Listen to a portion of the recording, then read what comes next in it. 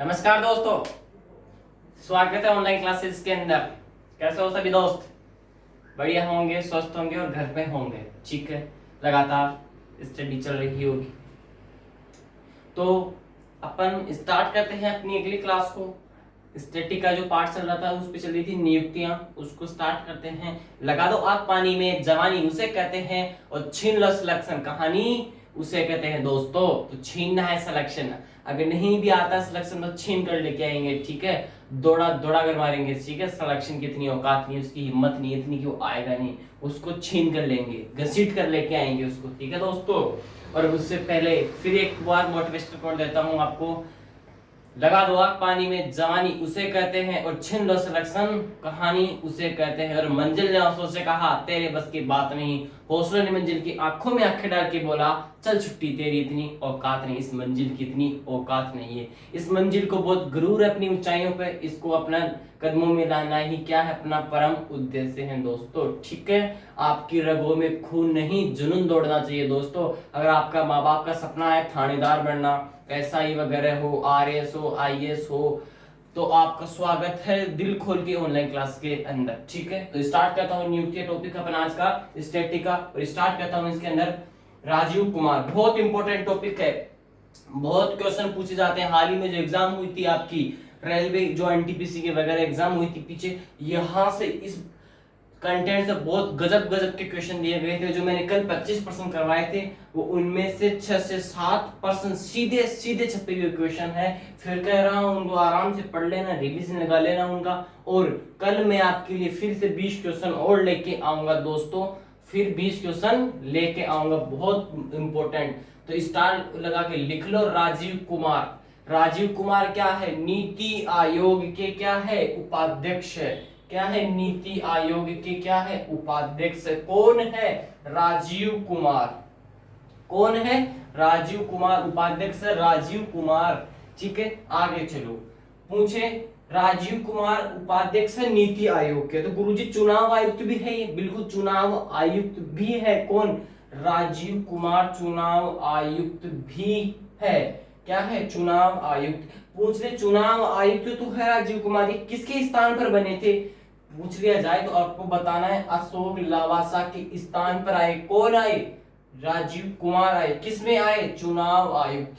ठीक है, नोट करके लिख लेना इस पॉइंट को। पूछ ले अब अशोक लवासा यहाँ नहीं है, यहाँ से बेवफा हो गए, चले गए। कहाँ गए? यहाँ से बेवफा होके एडीबी में चले गए, एशियन डेवलपमेंट बैंक। कहाँ चले गए? एशियन डेवलपमेंट बैंक में चले गए दोस्तों। ठीक है, अब पूछ ले एशियन डेवलपमेंट बैंक, इसका मुख्यालय कहाँ है? इसका मुख्यालय है मनीला फिलीपींस के अंदर। कहाँ है मुख्यालय? मनीला फिलीपींस में इसका मुख्यालय है। किसका मुख्यालय? ADB, Asian development bank. पूछ ले इसका उपाध्यक्ष किसे बनाया गया है? किसका? एडीबी का। इसका उपाध्यक्ष किसको बनाया गया है? एशियन डेवलपमेंट बैंक का इसी अशोक लवासा को बनाया गया है। यहां से बेवफा हुए चुनाव आयुक्त से, चुनाव आयोग से, और कहां चले गए? एडीबी में चले गए, और यहाँ पे जाके क्या बन गए? उपाध्यक्ष बन गए दोस्तों। आगे चलो, नोट नंबर 2 लगा के नोट करो इसको। भारत के मुख्य चुनाव आयुक्त पूछ लिया जाए, ओनली चुनाव आयुक्त है राजीव कुमार, तो दोस्तों मुख्य चुनाव आयुक्त पूछ लिया जाए। क्या पूछे? मुख्य चुनाव आयुक्त। क्या बताओगे? सुशील चंद्रा दोस्तों।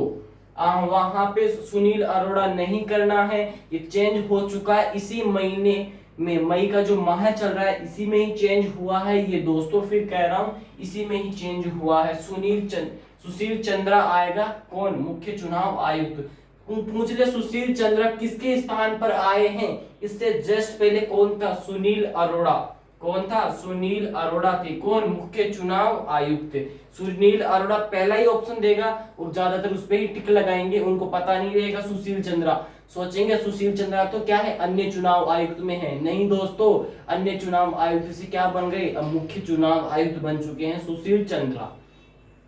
पूछ ले चुनाव आयोग किस भाग में आता है? मैंने आपको भाग नहीं पढ़ा है, भाग पढ़ाऊंगा, वहां चित्र से याद हो जाएगा। मैंने कहा था भाग 14 में क्या आता है? यूपीएससी ठुकरा के तेरा प्यार तेरा इंतकाम देखेगी। अब करेंगे सिविल सर्विस की तैयारी। वहां पर की बात नहीं दोस्तों। अब लड़ेंगे प्रधावी का चुनाव भाग 15 में, ठीक है, जस्ट अगली वाली। तो यहाँ भी भाग 15 में क्या आ जाएगा, चुनाव आयोग आ जाएगा। भाग 15 में क्या है, चुनाव आयोग आता है भाग 15 में। पूछ रहे चुनाव आयोग अनुच्छेद कौन सा है, भाग 15 अनुच्छेद आता है 324। कौन सा आता है, 324 अनुच्छेद आता है, कौन किसका, चुनाव आयुक्त का। ठीक है, आगे चलो, यहाँ तो गुरुजी आ गए हमारे को। अब पूछ रहे चुनाव आयोग जो है उसमें 1+2 होता है, वो 1+2 प्रक्रिया क्या है, ध्यान देना। चुनाव आयोग में 1+2 क्या होता है, ध्यान से समझना। 1 का मतलब होता है चुनाव आयोग, मुख्य चुनाव आयोग, जो मुख्य चुनाव आयुक्त। मुख्य चुनाव आयुक्त कौन थे, सुशील चंद्रा, वो तो एक ही होता है मुख्य चुनाव आयुक्त तो। बट जो दो लिखा हुआ आगे, वो दो कौन होते हैं, अन्य चुनाव आयुक्त होते हैं दो। उसमें एक कौन था, सुशील चंद्रा था। उस सुशील चंद्रा कहां चले गए, मुख्य चुनाव आयुक्त बन चुके हैं। अब दो जने हैं, कौन कौन है, एक का नाम मैं बता देता हूं, राजीव कुमार, यहाँ पे ही बता दिया था मैंने, अन्य वो चुनाव आयुक्त, ये देख लो, ये रहा राजीव कुमार, वो है एक, तो राजीव कुमार है यहाँ पे। अब एक जगह खाली है, किसकी जगह है ये, सुशील चंद्रा की जगह है, उसकी जगह नए आए हैं, वो कौन है, कमेंट बॉक्स पे इसका आंसर आना चाहिए, इस जगह पे कौन है, मैं नहीं बताने वाला। और नोट करो इस बोर्ड जो लिखा हुआ है उसको, फिर आगे लिखते हैं। नियुक्तियां है, टॉपिक नियुक्तियां चल रहा था, निधन कंप्लीट कर दिया था और नियुक्तियां चल रही थी दोस्तों, लिखो नियुक्तियों को।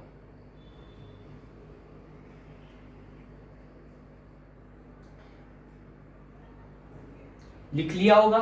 अब इसके आगे लगाओ परेश रावल, कौन लगाओगे, परेश रावल।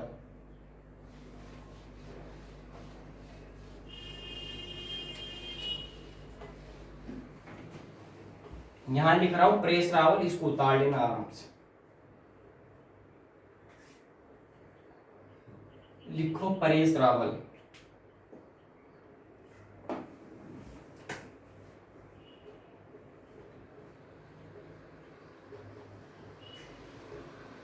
परेश रावल को तो सब जानते होंगे, परेश रावल को सब जानते होंगे, जो बाबू भैया है, फिल्म देखी होगी बाबू भैया वाली, उस बाबू भैया का जो सीन है वो ये परेश रावल ही करते हैं। ठीक है, ये किसके क्या है अध्यक्ष, मुझे ये बताओ किसके अध्यक्ष है, परेश रावल। लिख लो national drama, National School of Drama, National School of Drama, National School of Drama के अध्यक्ष कौन है, परेश रावल। कौन है, परेश रावल है नेशनल स्कूल ऑफ ड्रामा के अध्यक्ष। ठीक है, लिखो राष्ट्रीय नाट्य अकादमी, नाट्य अकादमी के अध्यक्ष, नोट कर लेना इस चीज को। राष्ट्रीय नाट्य अकादमी के अध्यक्ष कौन है, परेश रावल है। बहुत इंपॉर्टेंट क्वेश्चन है, एग्जाम में छपेगा। लुटेरा पर्सन है दोस्तों, क्या है, लुटेरा पर्सन है, लूट लेना इसको यहां से दोस्तों, लूट लेना। लिखो यहां से इसको, इसके जस्ट नीचे आओ, RS शर्मा, बहुत इंपॉर्टेंट नाम है। कौन है, RS शर्मा। ये नोट इसको मिटा देता हूं, फिर लिखते हैं इसको।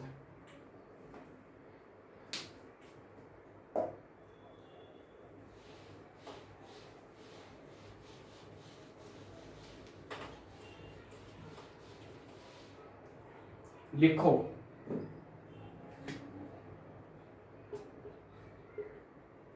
राष्ट्रीय स्वास्थ्य प्राधिकरण, राष्ट्रीय स्वास्थ्य प्राधिकरण के अध्यक्ष या बोल सकते हो सीईओ। अब कहोगे गुरुजी अध्यक्ष और सीईओ दोनों तो अलग अलग होते हैं। मेरे दोस्त अध्यक्ष और सीईओ किसके? राष्ट्रीय स्वास्थ्य प्राधिकरण का अध्यक्ष और सीईओ दोनों ही कौन है? आर एस शर्मा है मेरे दोस्तों, लिख लो इसको यहां से, राष्ट्रीय स्वास्थ्य प्राधिकरण, ठीक है। इसको बोल सकते हो आप NHA, क्या बोल सकते हो? NHA, ठीक है, NHA बोल सकते हो इसको शॉर्ट के अंदर। आप लिखो और नोट करो बढ़िया तरीके से। और एक चीज और याद कर लो, हाँ, जो आयुष्मान जो योजना है ना, आयुष्मान भारत योजना, वो आयुष्मान भारत योजना इनके ही अंडर में आती है। आर एस शर्मा स्वास्थ्य राष्ट्रीय स्वास्थ्य प्राधिकरण के अंडर में ही आती है आयुष्मान भारत योजना। लिख लेना इसको, लिख लो यहां से, लुटेरा पर्सन लूट लो। आयुष्मान भारत योजना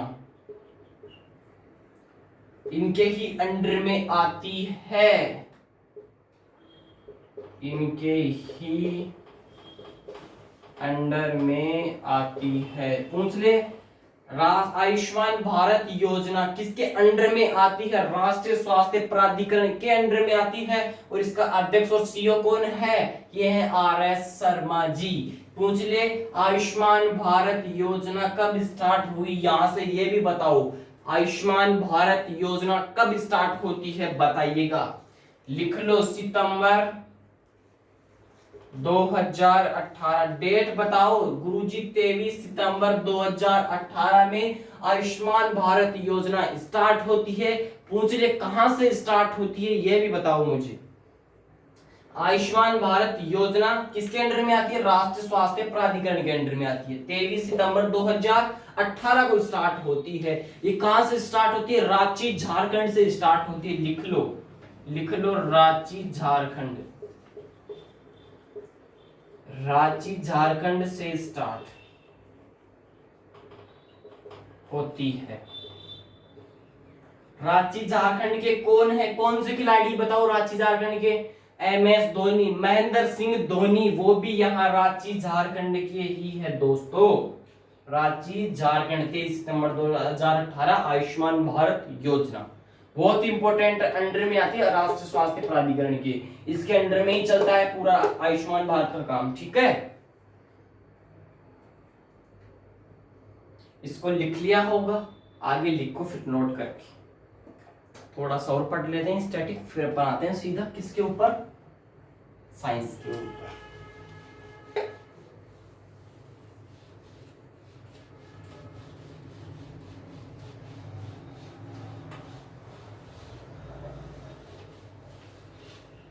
समझ में तो आ रहा होगा सभी को दोस्तों।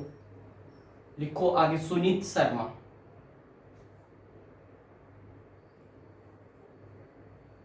कौन है सुनीत शर्मा बताओ? सुनीत शर्मा कौन है? सुनीत शर्मा लिख लो, रेलवे बोर्ड के नए सीईओ। कौन है नए सीईओ? रेलवे बोर्ड के नए सीईओ नियुक्त किए गए हैं। किन्हें नियुक्त किया गया है? सुनीत शर्मा को। लिख लो, रेलवे बोर्ड के नए सीईओ का नाम पूछे तो कौन आएगा? सुनीत शर्मा आएगा। कब नियुक्त किया गया ये भी बता दो मुझे। लिख लो, जनवरी 2021 के अंदर नियुक्त किया, नियुक्त किया। पूछ सकता है, नहीं भी पूछे तो जानकारी तो रख लो थोड़ी सी। जनवरी 2021 में किसे नियुक्त किया? सुनीत शर्मा को रेलवे बोर्ड के नए सीईओ।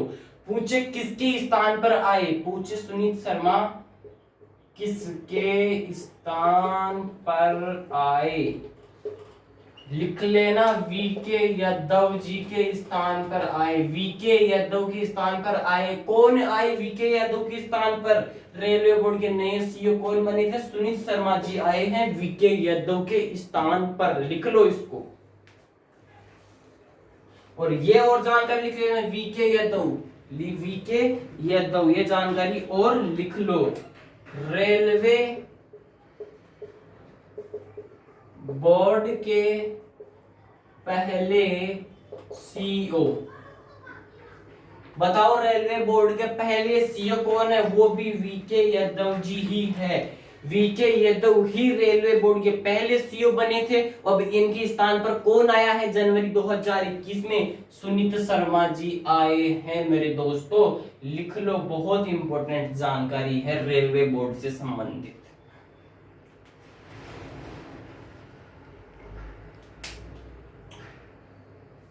लिख लिया होगा, नहीं लिखा हो तो लिख लो, इसको फटाफट नोट कर लो दोस्तों। नोट कर लिया होगा। आज आपको जो स्टैटिक है नियुक्तियां हैं वो इन्हें 2 से 3 नियुक्तियां पढ़ाई है, वो इतनी पढ़ाऊंगा आज। अब बाकी क्लास होगी कल, ठीक है? क्लास को ऑफ नहीं कर रहा। अब लगाओ साइंस की बारी है, ठीक है दोस्तों? लगाओ साइंस।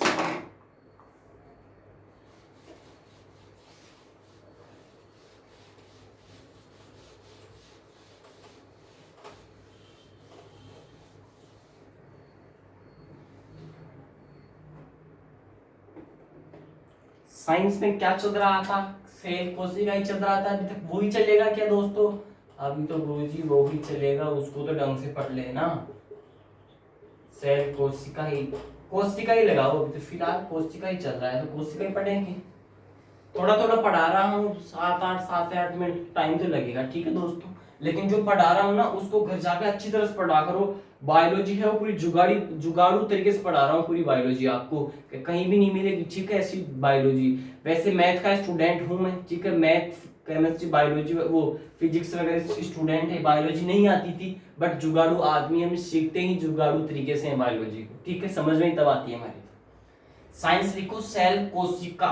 मैं आपको थोड़ी समझा रहा हूँ, बहुत बढ़िया तरीके से समझना है। और जो भी समझा रहा हूँ सीधे के सीधे खोपड़ी के अंदर बैठाना है उसको, ठीक है? कॉपी में जरूर नोट करो तो उसको सबसे पहले यहाँ बैठाओ, फिर बताओ कॉपी के अंदर, तब आएगा मजा, ठीक है? तब होगा सिलेक्शन फास्ट। आपको लिखा दिया था मैंने, कल कुछ पढ़ाया था कि कोशिका झिल्ली किस किस में होती है, आपने बताया था किस में होती है, बताओ, मैंने कहा के गया था। और कोशिका भित्ति किसकी बनी हुई होती है? सेल्यूलोज की बनी हुई होती है।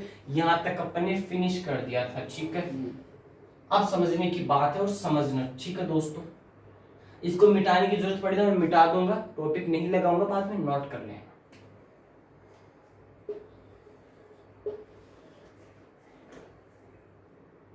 इसको मैं मिटा ही रहा हूं, ठीक है? यहाँ नहीं दिखेगा आपको, फिर लगा लेना। साइंस की क्लास हो रही है, ठीक है?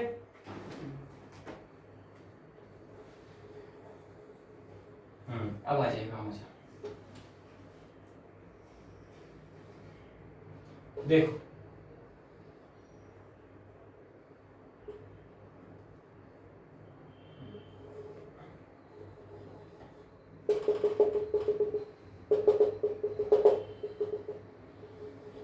समझने की कोशिश करना पूरी पूरी इसको, ठीक है? जानकारी जो भी है समझने की पूरी पूरी कोशिश करना। ये क्या है? माइटोकॉन्ड्रिया। क्या है?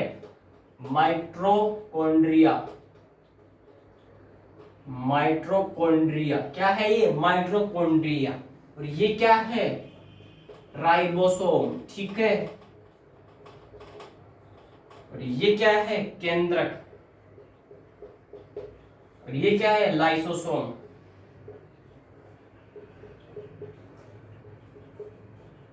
लाइसोसोम, केंद्रक, राइबोसोम, ये क्या है? माइटोकॉन्ड्रिया।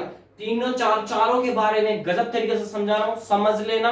और पूरा जो ध्यान है बोर्ड पे होना चाहिए, लिखने में कोई भी ध्यान नहीं देगा, पहले समझना है दोस्तों। यहां से समझते हैं सबसे पहले माइटोकॉन्ड्रिया को एनालिसिस करते हैं, माइटोकॉन्ड्रिया का पूरा पोस्टमार्टम करते हैं माइटोकॉन्ड्रिया। और स्टार्ट करो माइटोकॉन्ड्रिया को, ठीक है? पूछ ले माइटोकॉन्ड्रिया कैसी झिल्ली है, ठीक है?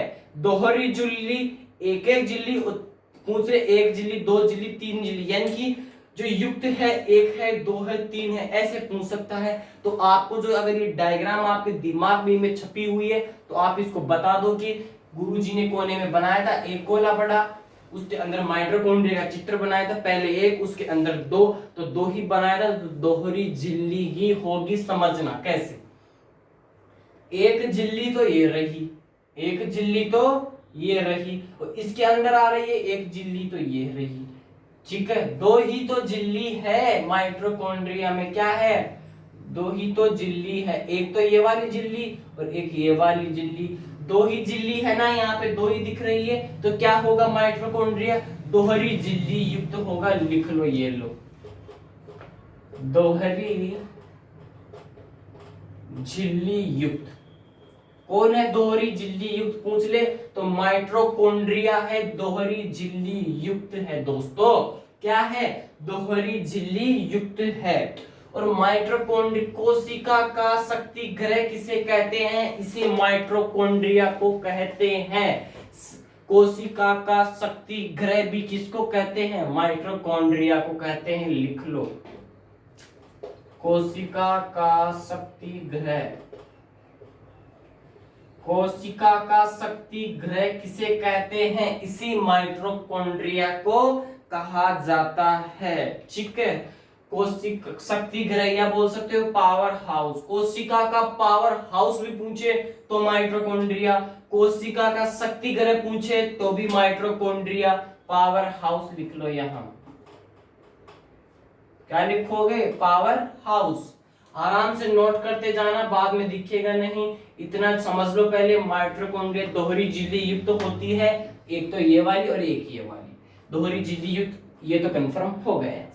पूछे कोशिका का शक्ति ग्रह किसे कहते हैं, इसी माइटोकॉन्ड्रिया को कहते हैं। या इसी पूछे कोशिका का पावर हाउस, यही माइटोकॉन्ड्रिया होता है, कोशिका का पावर हाउस होता है। आगे पूछे आपको,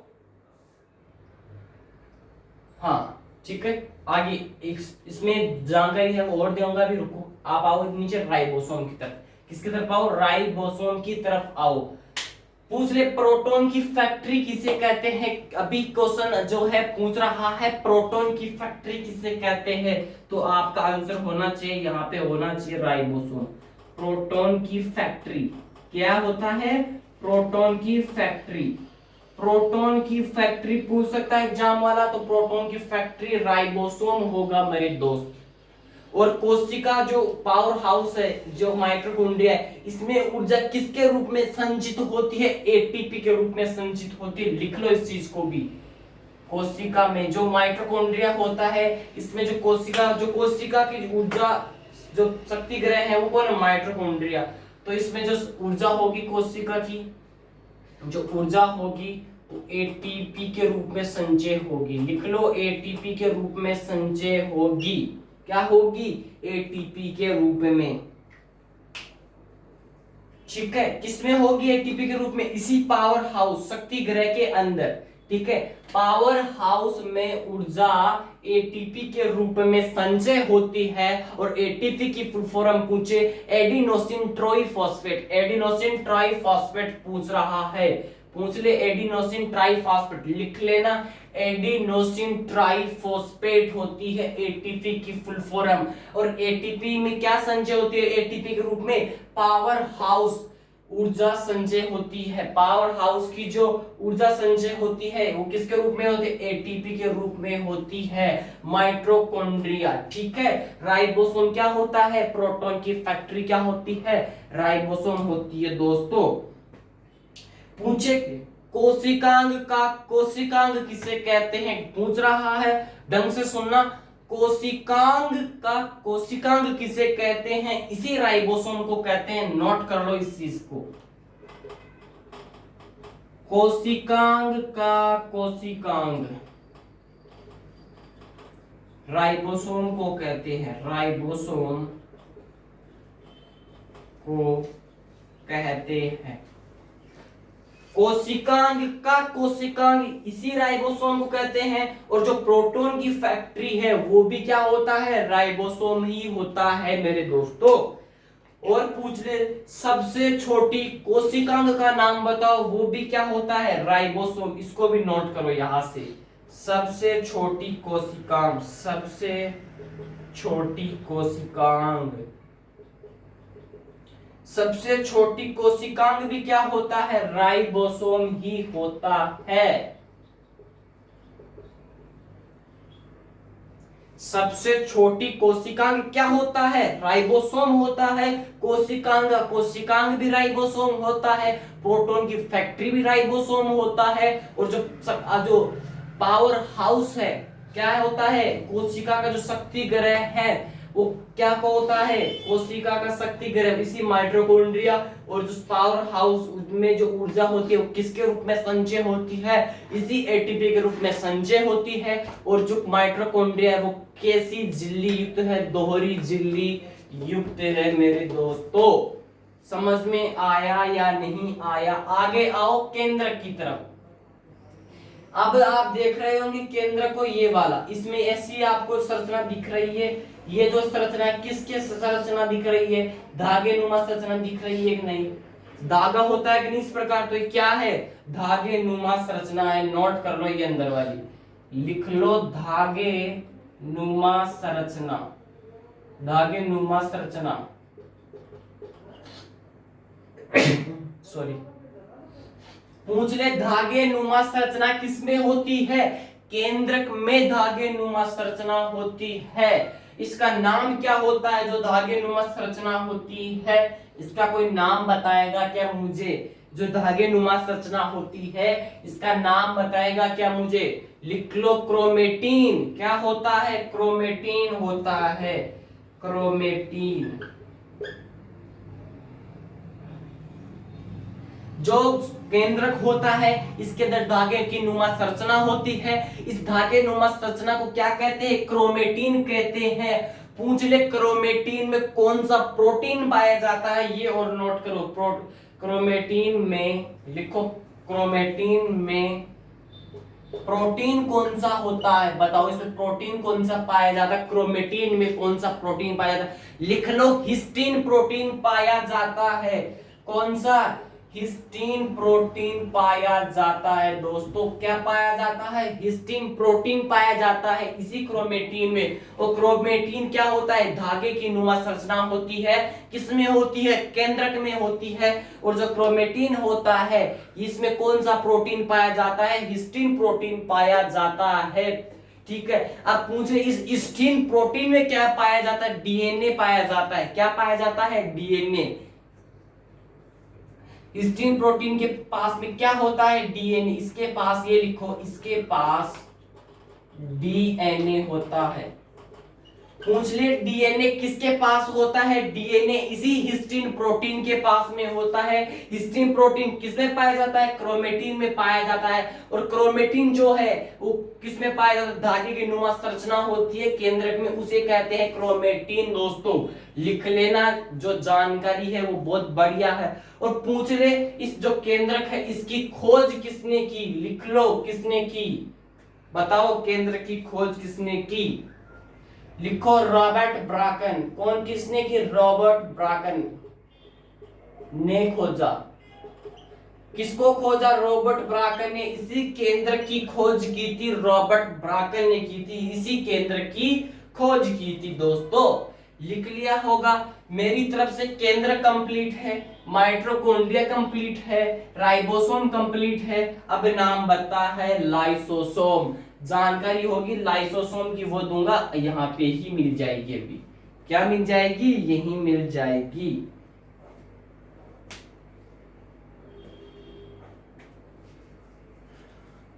इसको उतारो एक बार और पूछ ले कोशिका की ऊर्जा मुद्रा किसे कहते हैं? ये भी नोट कर लो। कोशिका की ऊर्जा मुद्रा, ये भी कोशिका की ऊर्जा मुद्रा क्या होती है? कोशिका की ऊर्जा मुद्रा क्या होती है? बताओ। कोशिका की ऊर्जा मुद्रा क्या होती है? एडिनोसिन ट्राइफॉस्फेट ही क्या होती है? इसी कोशिका की ऊर्जा मुद्रा होती है मेरे दोस्तों। नोट करो इसकी जानकारी, नोट करो। अब अपन चलते हैं लाइसोसोम की तरफ। किसकी तरफ? लाइसोसोम की तरफ चलते हैं। लाइसोसोम क्या है? लाइसोसोम क्या है? लिख लो, लाइसोसोम एक आत्मघाती थैली है। आत्मघाती थैली। अगर आप दोस्तों इस माइटोकॉन्ड्रिया को और लाइसोसोम को, राइबोसोम को, केंद्र को अगर आप किसी भी नोटबुक के जरिए पढ़ोगे तो बहुत बड़ा मैटर मिलेगा, बट इतनी सी जानकारी में पढ़ोगे तो आपको क्या मिलेगा, जो एग्जाम में क्वेश्चन पूछता है वो इसी जानकारी से पूछता है, इससे बाहर क्वेश्चन नहीं पूछता है। आत्मघाती थैली क्या होती है, इसी लाइसोसोम को कहते हैं। और क्रोमेटिन क्या होता है, क्रोमेटिन इसमें पाया जाता है, इसी केंद्रक में धागेनुमा की संरचना होती है, इसमें पाया जाता है। क्रोमेटिन में कौन सा प्रोटीन होता है, ये वाला प्रोटीन होता है, इसमें हिस्टीन प्रोटीन। हिस्टीन प्रोटीन इसके पास में क्या होता है, डीएनए होता है दोस्तों। आगे देखो, कोशिका की ऊर्जा मुद्रा, इसी एटीपी को कहते हैं। कोशिका का शक्ति घर यानी पावर हाउस ऑफ ऊर्जा एटीपी के रूप में समझे होती है। और कोशिका का शक्ति घर किसे कहते हैं, इसी माइटोकॉन्ड्रिया को कहते हैं। और माइटोकॉन्ड्रिया होती है वो दोहरी झिल्ली युक्त होती है। क्या होती है, दोहरी झिल्ली युक्त होती है। राइबोसोम क्या होता है, प्रोटीन की फैक्ट्री क्या होती है, राइबोसोम होती है। कोशिकांग भी क्या होता है, राइबोसोम होता है। सबसे छोटी कोशिकांग भी क्या होती है, यही राइबोसोम होती है, सबसे छोटी कोशिकांग दोस्तों। और लाइसोसोम क्या है, आत्मघाती थैली। एसएससी का फेवरेट टॉपिक है दोस्तों ये, एसएससी का फेवरेट टॉपिक है ये पूरा, यहां से क्वेश्चन निकलते हैं, लिख लेना।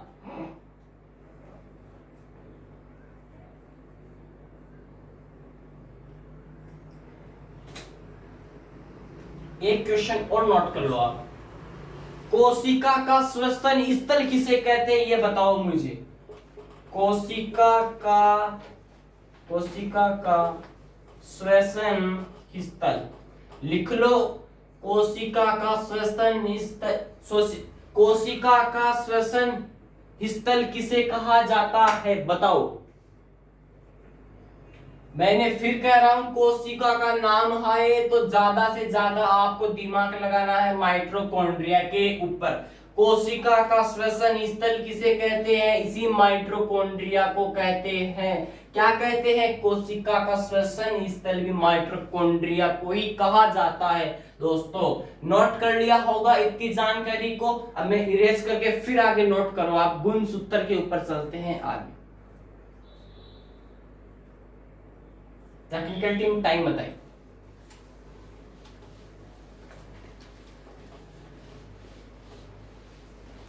अगर साइंस में आपको मजा आ रहा पढ़ने में तो कमेंट बॉक्स में जरूर लिखिएगा कि साइंस में मजा आ रहा है, तो इसमें दुगनी मेहनत के साथ में दुगना कंटेंट लेके दुगनी मेहनत करके आपको बढ़िया से बढ़िया, इससे भी बढ़िया देने की कोशिश करूं।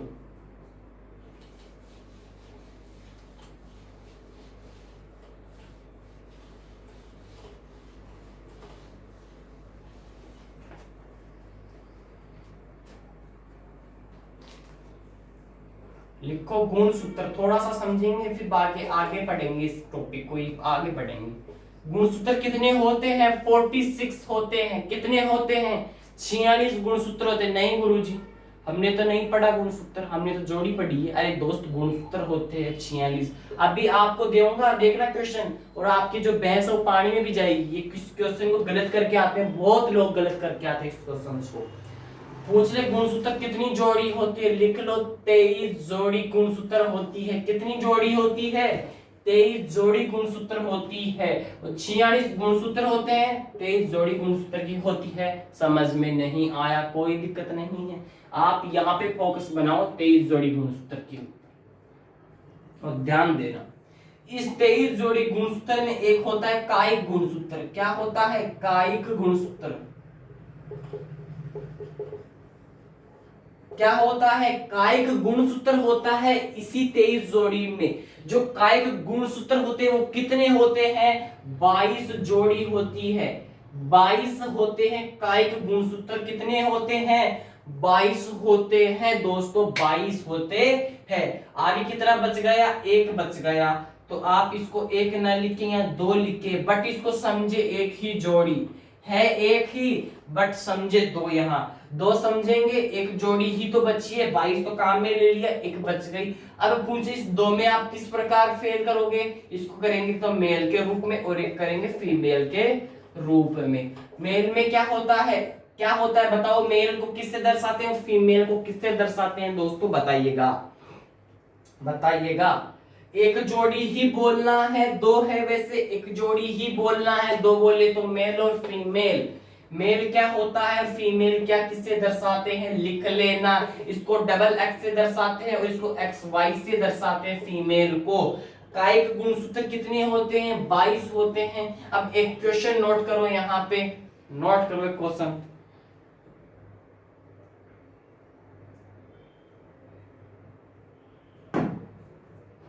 कायिक गुणसूत्र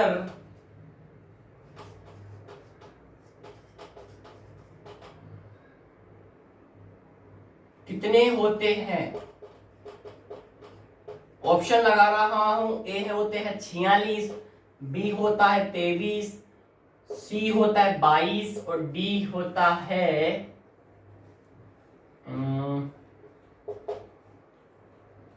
24। काय का गुणसूत्र पूछ रहा है दोस्त, इसको सबसे ज्यादा करोगे ना, सबसे ज्यादा लोग करते आते 23 जोड़ी। उनको पता नहीं क्वेश्चन क्या बोल रहा है, काय का गुणसूत्र पूछा है, आपको गुणसूत्र का नाम नहीं लिया। गुणसूत्र जोड़ी पूछता है तब बोलना है 23 जोड़ी, गुणसूत्र पूछता है ओनली गुणसूत्र का नाम है वहां बोलना है 46। गुणसूत्र जोड़ी पूछे 23 जोड़ी, काय का गुणसूत्र पूछे तो काय का गुणसूत्र पूछे तो क्या आएगा, काय का गुणसूत्र 22 जोड़ी काय का गुणसूत्र की होती है। और जो एक होती है उसको दो मान के मेल एंड फीमेल में डिवाइड करके उसको बताया जाता है। इसको नोट करो दोस्तों, नोट करो इसको। आगे पढ़ेंगे इस टॉपिक को बढ़िया तरीके से, और आगे नोट करो कोशिका का यातायात प्रबंधक।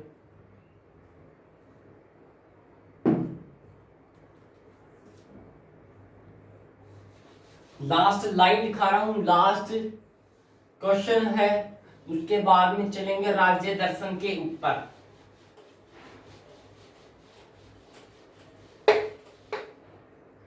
कोशिका का यातायात प्रबंधक, कोशिका का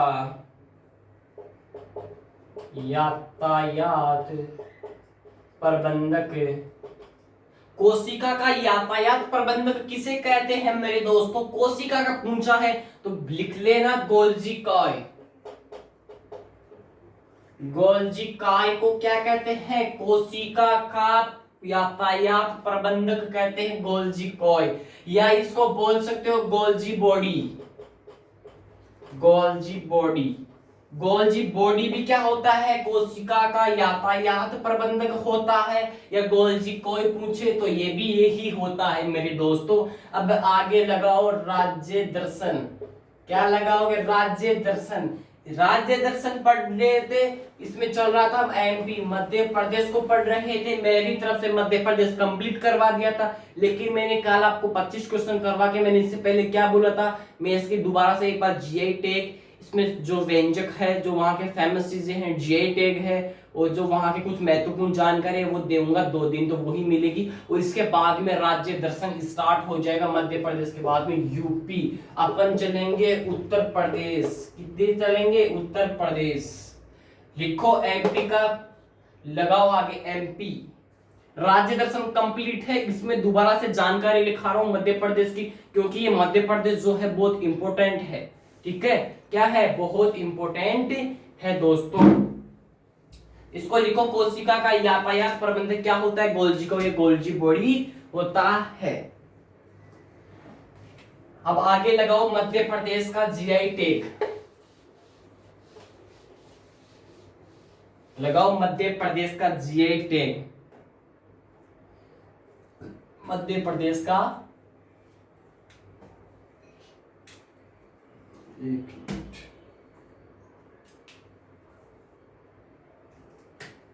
मध्य प्रदेश का जीआई टैग, और उसमें लिखो पहले चंदेरी फैब्रिक,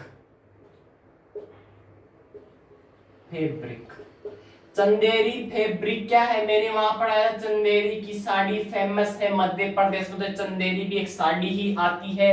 इसको क्या मिला हुआ है, जीआई टैग मिला हुआ है, चंदेरी फैब्रिक। लिखो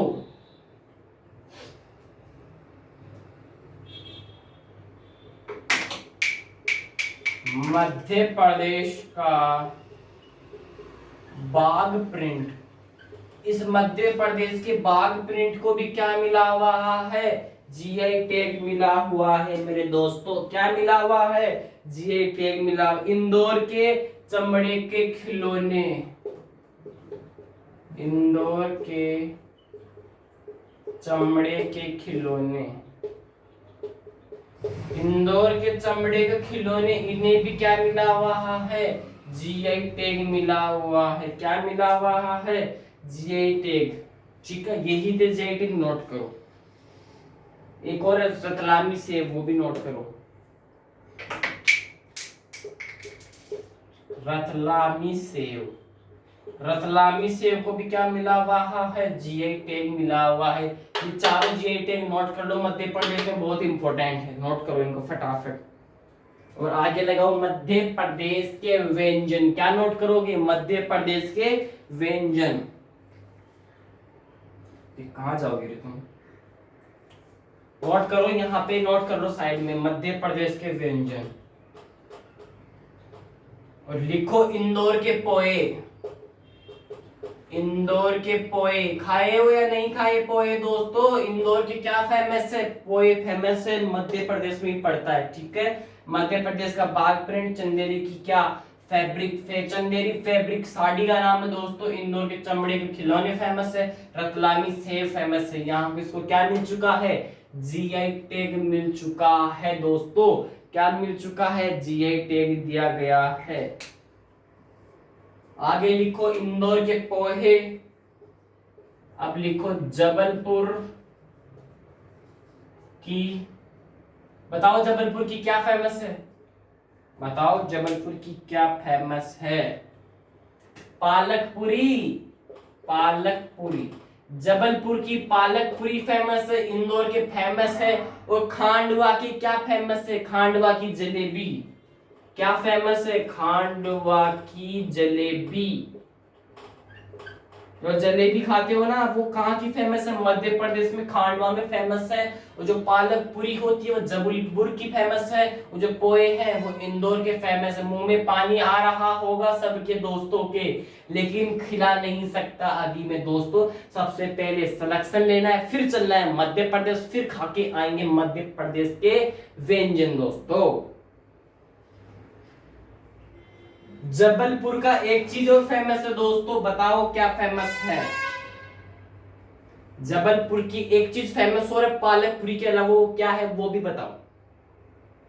खूब खाए हैं राजस्थान में आपने मालपुआ, वो वहां कहां का फेमस है, यहाँ का, लिख लो।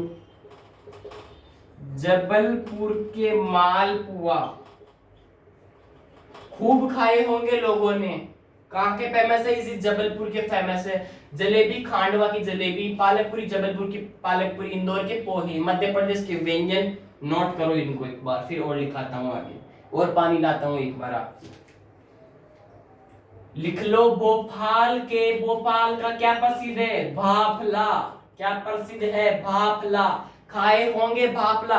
भाफला क्या होता है, दाल बाटी की तरह ही होता है दोस्तों। अपने दाल बाटी होती है, वहां भी बाटी होती है, दाल होती है, बट वहां पे क्या होता है, एक उसमें एक अनेक प्रकार का एक कुछ प्रोडक्ट होता है, उसका नाम याद नहीं आ रहा, उसको बोलते हैं भोपाल का बाफला बोलते हैं वहां पे। ये क्या है, मध्य प्रदेश का व्यंजन प्रसिद्ध है दोस्तों।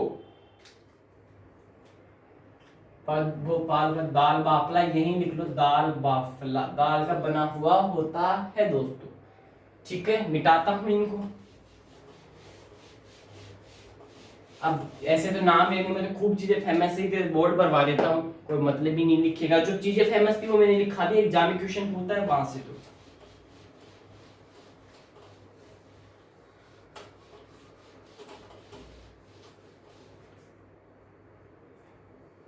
एक चीज और लिख लो जिसको आप डेली यूज में भी लेते होंगे, ग्वालियर का पानी पूरी, ग्वालियर का पानी पूरी। ग्वालियर का क्या फेमस है, पानी पूरी। इसको क्या कहते हो आप, पुचका कहते हो कि नहीं कहते दोस्तों, पुचका। खाते होंगे पुचका कहते हैं, लिख लेना पुचका कह के पुकारते भी होंगे। पुचका से क्या फेमस है? ये पानी पूरी फेमस है। आधो के तो पानी आ गया होगा मेरे दोस्तों के। पानी आ रहा है तो दोस्तों सिलेक्शन ले आओ फिर खाओ आराम से, कोई दिक्कत वाली बात नहीं। ग्वालियर का पानी पूरी पुचका कहते हैं इसको। ठीक है दोस्तों, अब आगे लगाओ मध्य प्रदेश की जनजातियां। इतना ही पढ़ाऊंगा, व्यंजन ज्यादा पानी आ जाएगा मुंह में। ठीक है, मध्य प्रदेश की जनजातियां,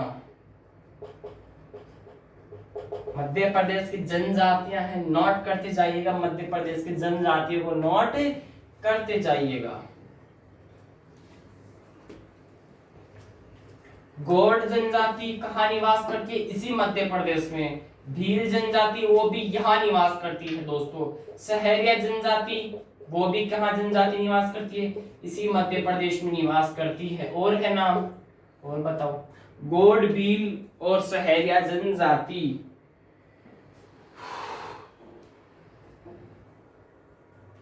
एक का नाम वो लिखो, बेगा, कोल, भारिया। भारिया, कोल, बेगा, ये तीनों जनजाति और ये तीनों जनजाति कहाँ निवास करती है? इसी मध्य प्रदेश में निवास करती है दोस्तों। नोट कर लिया होगा। ये क्वेश्चन नोट करो, क्वेश्चन ये वैसे लगाओ। मध्य प्रदेश की सबसे बड़ी जनजाति कौन सी है? मध्य प्रदेश की सबसे बड़ी जनजाति कौन सी जनजाति है मेरे दोस्तों? बताओ, मध्य प्रदेश की सबसे बड़ी जनजाति का नाम बताओ। भील जनजाति, ये वाली भील जनजाति मध्य प्रदेश की सबसे बड़ी जनजाति है। और ये जो भील जनजाति है वो सबसे ज्यादा कहां निवास करती है बताइएगा?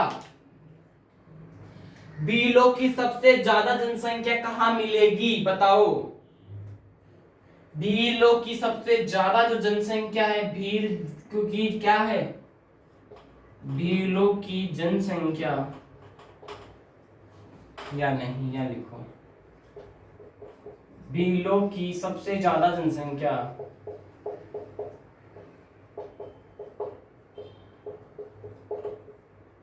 भीलों की सबसे ज्यादा जनसंख्या झाबुआ, लिख लेना, झाबुआ जिले में पाई जाती है। पाई जाती है, झाबुआ जिले में क्या होती है? पाई जाती है। झाबुआ जिले में कौन सी जनजाति सबसे ज्यादा पाई जाती है? भील निवास, भीलों की जो जनजाति है वो सबसे ज्यादा इसी झाबुआ में निवास करती है दोस्तों। लिख लिया होगा। मध्य प्रदेश की सबसे बड़ी जनजाति भील जनजाति। अब एक क्वेश्चन और एक चीज और लिखो। मध्य प्रदेश की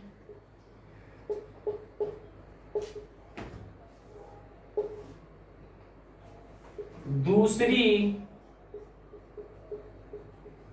सबसे बड़ी जनजाति, मध्य प्रदेश की दूसरी सबसे बड़ी जनजाति पूछे, किसकी पूछे? मध्य प्रदेश की पूछे तो क्या बताओगे? मध्य प्रदेश की दूसरी सबसे बड़ी जनजाति वो कौन सी है? गौड़। गौड़ जनजाति मध्य प्रदेश की दूसरी सबसे बड़ी जनजाति है। पहली जनजाति भील है। भील सबसे ज्यादा निवास कहां करते हैं? इसी झाबुआ जिले में निवास करती हैं सबसे ज्यादा भील। गौड़ का अर्थ क्या होता है? पर्वत। गौड़ का अर्थ क्या होता है? पर्वत होता है। गौड़ का अर्थ क्या होता है? पर्वत होता है। लिख लेना, गौड़ का अर्थ क्या होता है? पर्वत होता है दोस्तों। नोट कर लो।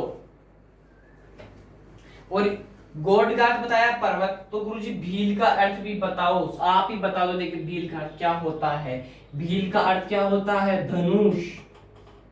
भील का अर्थ पूछे, भील जनजाति सबसे ज्यादा निवास झाबुआ जिले। सब मध्य प्रदेश की पहली सबसे बड़ी जनजाति भील जनजाति, दूसरी सबसे बड़ी जनजाति मध्य प्रदेश की गौड़ जनजाति। गौड़ का अर्थ क्या होता है? पर्वत होता है। भील का अर्थ क्या होता है? धनुष। नोट करो।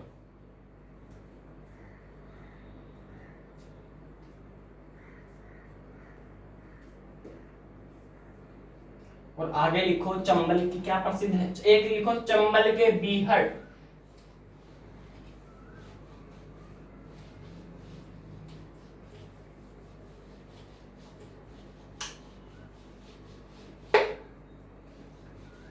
टेक्निकल टीम टाइम बताए।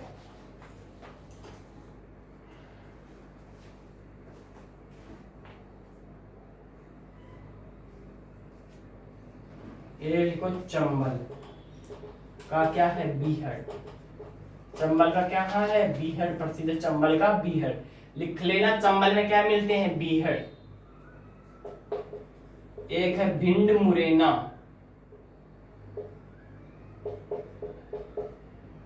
भिंड मुरैना क्या है भिंड मुरैना ये बताओ।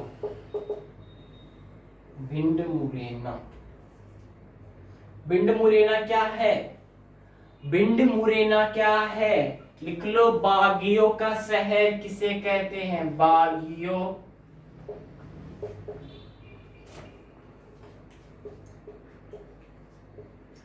बागियों का शहर। इसी बागियों का शहर को क्या कहते हैं, भिंड मुरैना बागियों का शहर को कहते हैं। और बीहड़ कहाँ पाए जाते हैं, इसी चंबल में पाए जाते। चंबल की बीहड़ गाना भी होगा, चंबल के डाकू वगैरह ऐसा कुछ गाना भी है, उसे याद कर लो। चंबल की बीहड़, बीहड़ कहाँ के, चंबल के। लिखो मध्य प्रदेश के महत्वपूर्ण आंकड़े, लिखो मध्य प्रदेश के महत्वपूर्ण आंकड़े। चलो आपको आंकड़े जो है वो कल करवाऊंगा, ठीक है। अभी टाइम हो जाएगा, आपको डोज भी तो करवाना है दोस्तों। तो आपको क्या कल करेंगे, आपको आंकड़े और महत्वपूर्ण विविध के कुछ क्वेश्चन यानी कुछ 2 4 5 इंपोर्टेंट है मध्य प्रदेश से रिलेटेड, वो करवा के कल फिनिश कर देंगे, ठीक है। इसको पा लिया होगा सबने। चलो डोज नंबर 9 लगाओ। 9 ही है क्या आज, 9 ही मिलेगा, वो तो क्या मिलेगा। समझ में तो आ रहा है ना सभी दोस्तों के, समझ में आ रहा है। लिखो पहला क्वेश्चन।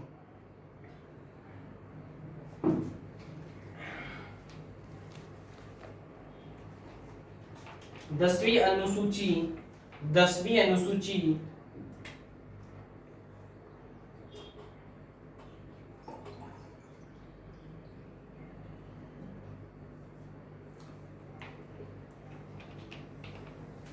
लिखो 10वीं अनुसूची कौन से संविधान से जोड़ी गई है, कौन से संविधान से जोड़ी गई है। 10वीं अनुसूची कौन से संविधान से जोड़ी गई है, समझ में नहीं आ रहा हो ढंग से लिख लेना दोस्तों। 10वीं अनुसूची कौन से संविधान से जोड़ी गई है बताओ।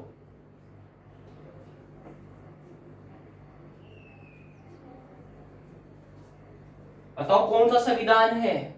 52वां संविधान संशोधन नहीं है क्या, 52वां संविधान संशोधन में 10वीं अनुसूची का, और 10वीं अनुसूची में क्या बताया गया है, 10वीं अनुसूची किसकी है, दल बदल के भाग गए, दल बदल, दल बदल किसकी है, 10वीं अनुसूची है दल बदल की। किस संविधान के संशोधन, 52वां कॉन्स्टिट्यूशन अमेंडमेंट है। कब आया ये एक्ट, 1985 का अधिनियम है, कॉन्स्टिट्यूशन अमेंडमेंट 1985 का कॉन्स्टिट्यूशन अमेंडमेंट है। 52वां संविधान संशोधन से जोड़ी गई है 10वीं अनुसूची। 52वां संविधान संशोधन 1985 से दल बदल में आती 10वीं अनुसूची इसी संविधान से जोड़ी गई है। नोट कर लेना, इंपॉर्टेंट जानकारी है, ठीक है। 1985 है और 52वां संविधान संशोधन है, कॉन्स्टिट्यूशन अमेंडमेंट। सेकंड क्वेश्चन को नोट करो। रोनाल्ड रोस ने किस रोग, रोनाल्ड रोस ने किस रोग में अपनी महत्वपूर्ण भूमिका निभाई, बताओ। रोनाल्ड रोस ने किस रोग में अपनी महत्वपूर्ण भूमिका निभाई। रोनाल्ड रोस का नाम आ रहा है, लिख लेना, मलेरिया। मलेरिया सबसे पहले किसने खोजा, इसी रोनाल्ड रोस ने मलेरिया, ठीक है। सबसे पहले रोनाल्ड रोस ने मलेरिया, ठीक। क्वेश्चन नंबर 3 नोट करो और लिखो। कुचिपुड़ी, या आप कर दोगे क्या, आंध्र प्रदेश पढ़ा है नहीं तो कैसे कर पाओगे, चलो लिख लो इसको। कुचिपुड़ी किस राज्य का क्लासिकल डांस शास्त्रीय नृत्य है? कुचिपुड़ी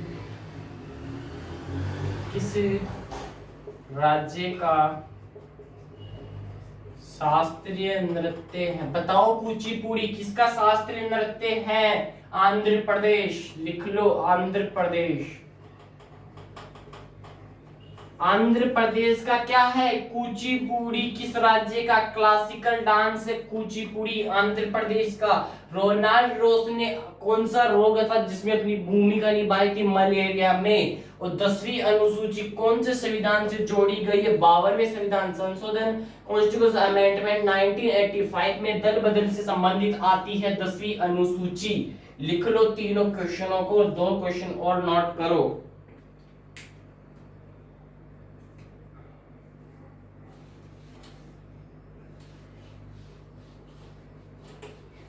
लिखो चौथा क्वेश्चन, पक्षियों के अध्ययन को क्या कहते हैं?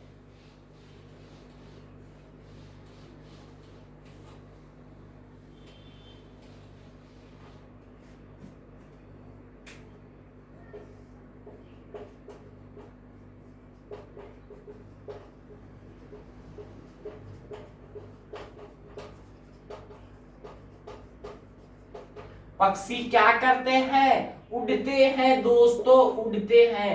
तो उड़ने से क्या बन गया? उड़निथोलॉजी। क्या बन गया? उड़ने से। पक्षी क्या करते हैं? उड़ते हैं, तो उड़निथोलॉजी।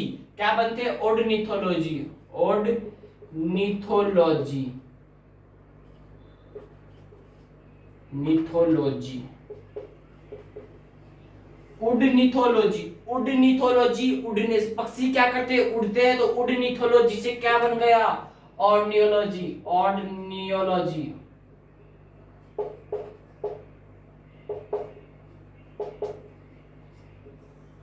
ठीक है। ऑर्नियोलॉजी से क्या? पक्षियों के दिन को क्या कहते हैं? ऑर्नियोलॉजी कहते हैं। पक्षी क्या करते हैं? उड़ते हैं, तो उड़निथोलॉजी से ऑर्नियोलॉजी बनता है दोस्तों।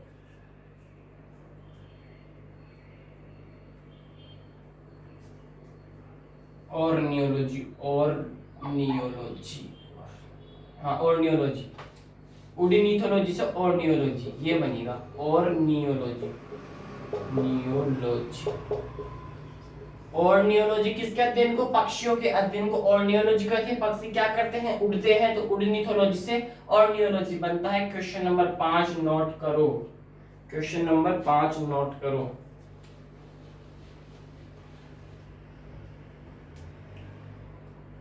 खाने का सोडा, खाने का सोडा खाने के सोडे का रासायनिक नाम बताइए। खाने के सोडे का क्या बताना है? रासायनिक नाम बताना है। और इसका खाने का सोडे का सूत्र भी बताओ मेरे को, क्या होता है? फटाक दे बता दो। इसी खाने के सोडे को क्या कहते हैं ये भी बताओ। बेकिंग सोडा भी इसे कहते हैं। बेकिंग सोडा भी खाने के सोडे को ही कहते हैं। खाने के सोडे का रासायनिक नाम भी बता दो, इसका सूत्र भी बता दो। लिख लो सूत्र NaHCO3। मेरे बुझे हुए चूनो लिख लो NaHCO3 किसका सूत्र है? इसी खाने के सोडे, बेकिंग सोडा भी इसे कहते हैं, खाने का सोडा भी इसे कहते हैं। इसका रासायनिक नाम बताओ दो अब मुझे। सूत्र तो मैंने बता दिया, NaHCO3 क्या होता है? इसी खाने के सोडे का सूत्र होता है मेरे, ठीक है। Sodium bicarbonate, sodium bicarbonate, sodium bicarbonate क्या है? खाने के सोडे का रासायनिक नाम सोडियम बाइकार्बोनेट NaHCO3, ठीक है। Sodium bicarbonate. मेरी तरफ से 5 क्वेश्चन कंप्लीट है और डोज 8 करवाए हैं मैंने दोस्तों। इन डोज 8 का रिवीजन भी करवाना अनिवार्य है क्या? गुरुजी नहीं, क्योंकि मैं इसी क्लास में 4 बार रिवीजन करवा देता हूँ, तो यही आपका रिवीजन हो रहा है। तो कहाँ दिक्कत आ रही है, फिर से देखो, पक्षियों के अध्ययन को क्या कहते हैं, पक्षी क्या करते हैं, उड़ते हैं, उड़ने से उडनिथोलॉजी से क्या बन गया, ऑर्नियोलॉजी बन गया। और उस खाने के सोडे का रासायनिक नाम क्या है, इसका सूत्र भी बता दो। तो खाने के सोडे को बेकिंग सोडा भी कहा जाता है, बेकिंग सोडा भी कहा जाता है। खाने के सोडा या बेकिंग सोडे का सूत्र होता है NaHCO3। क्या होता है, NaCO3, सोडियम बाइकार्बोनेट। दोस्तों, तो मेरी तरफ से आज स्टैटिक में नियुक्तियां पढ़ाई है मैंने, और आपको जो मध्य प्रदेश में जो इंपॉर्टेंट जानकारी थी वो बताइए। कल भी इंपॉर्टेंट जानकारी ही पढ़ के मध्य प्रदेश को फिनिश करके अपन फ्लाइट पकड़ के क्या चलेंगे, उत्तर प्रदेश में ही उतरेंगे। दोस्तों, उत्तर प्रदेश में कहां पे, जेवर एयरपोर्ट में उतरेंगे, डायरेक्टली ही वहां उतरेंगे दोस्तों। और साइंस कैसी लगी कमेंट बॉक्स में जरूर लिखिएगा। अगर आपको साइंस बढ़िया लग रही है तो आप उसमें दुगनी मेहनत के साथ में मैं जुटूंगा। अगर आप में उसमें कमेंट करोगे साइंस के नाम बढ़िया तरीके से, और राज्य दर्शन के, और किसके थ्रू, और स्टैटिक के थ्रू। अगर आपको बढ़िया लगी हो तो क्लास को लाइक करिएगा। अगर आप इस चैनल पे नए हो तो इसको जरूर सब्सक्राइब करना ना भूले मेरे दोस्तों। मैं आपके साथ में लगातार ऐसी क्लासें लाते रहूंगा आगे से आगे। दोस्तों, स्वस्थ रहना, मस्त रहना, bye bye, have a nice day, जय हिंद, जय भारत दोस्तों।